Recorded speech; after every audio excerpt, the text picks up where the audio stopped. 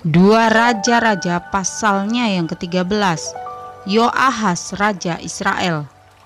Dalam tahun ke-23 zaman Yoas bin Ahazia Raja Yehuda, Yoahas anak Yehu menjadi raja atas Israel di Samaria.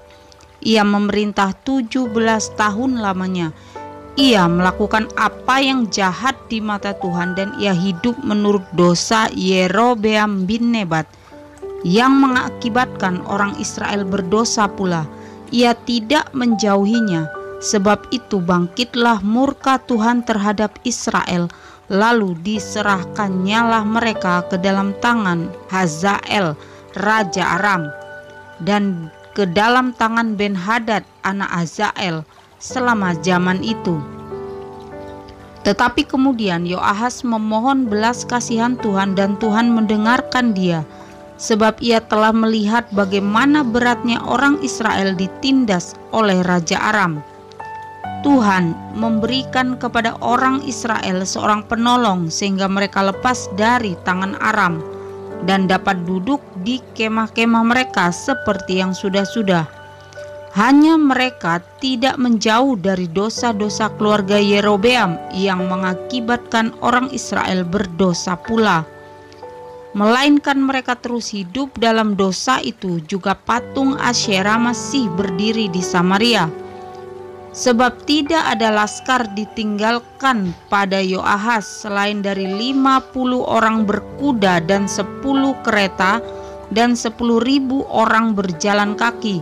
Sebab Raja Aram telah membinasakan mereka dan meniupkan mereka seperti abu pengirikan. Selebihnya dari riwayat Yoahas dan segala yang dilakukannya dan kepahlawanannya, bukankah semuanya itu tertulis dalam kitab sejarah Raja-Raja Israel? Kemudian Yoahas mendapat perhentian bersama-sama dengan nenek moyangnya dan ia dikuburkan di Samaria. Maka Yoas anaknya menjadi raja menggantikan dia. Yoas Raja Israel. Dalam tahun ke-37 zaman Yoas Raja Yehuda, Yoas anak Yoahas menjadi raja atas Israel di Samaria. Ia memerintah 16 tahun lamanya. Ia melakukan apa yang jahat di mata Tuhan. Ia tidak menjauh dari segala dosa yang disuruh Yerobeam bin Nebat dilakukan orang Israel, tetapi terus hidup dalam dosa itu. Selebihnya dari riwayat Yoas dan segala yang dilakukannya dan kepahlawanannya, bagaimana ia berperang melawan Amasya Raja Yehuda, bukankah semuanya itu tertulis dalam kitab sejarah Raja-Raja Israel? Setelah Yoas mendapat perhentian bersama-sama dengan nenek moyangnya, maka duduklah Yerobeam di atas tahta ayahnya dan Yoas dikuburkan di Samaria di samping Raja Israel. Kejadian menjelang kematian Elisa dan keajaiban dalam kuburnya. Ketika Elisa menderita sakit yang menyebabkan kematiannya, datanglah Yoas Raja Israel kepadanya dan menangis.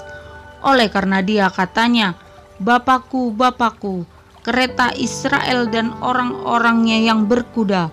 Berkatalah Elisa kepadanya, "Ambillah busur dan anak-anak panah." Lalu diambillah busur dan anak-anak panah. Berkatalah ia kepada Raja Israel, "Tariklah busurmu." Lalu ia menarik busurnya, tetapi Elisa menaruh tangannya di atas tangan raja, serta berkata, "Bukalah jendela yang di sebelah timur." Dan ketika dibukanya, berkatalah Elisa, "Panahlah." Lalu dipanahnya. Kemudian berkatalah Elisa, "Itulah anak panah kemenangan daripada Tuhan, anak panah kemenangan terhadap Aram.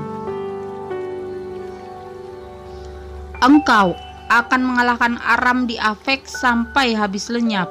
Sesudah itu berkatalah ia, "Ambillah anak-anak panah itu." Lalu diambilnya.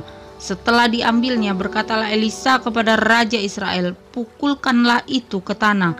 Lalu dipukulkannya 3 kali. Kemudian ia berhenti. Tetapi gusarlah abdi Allah itu kepadanya serta berkata, seharusnya engkau memukul 5 atau 6 kali. Dengan demikian engkau akan memukul Aram sampai habis lenyap. Tetapi sekarang hanya 3 kali saja engkau akan memukul Aram." Sesudah itu matilah Elisa, lalu ia dikuburkan. Adapun gerombolan Moab sering memasuki negeri itu pada pergantian tahun. Pada suatu kali orang sedang menguburkan mayat, tetapi mereka melihat gerombolan datang, dicampakkan merekalah mayat itu ke dalam kubur Elisa, lalu pergi. Dan demi mayat itu kena kepada tulang-tulang Elisa, maka hiduplah ia kembali dan bangun berdiri. Kemenangan Yoas atas Aram. Hazael, raja Aram, menindas orang Israel sepanjang umur Yoahaz. Tetapi Tuhan mengasihani serta menyayangi mereka, dan ia berpaling kepada mereka oleh karena perjanjiannya dengan Abraham, Ishak dan Yakub. Dan ia tidak mau memusnahkan mereka dan belum membuang mereka pada waktu itu dari hadapannya.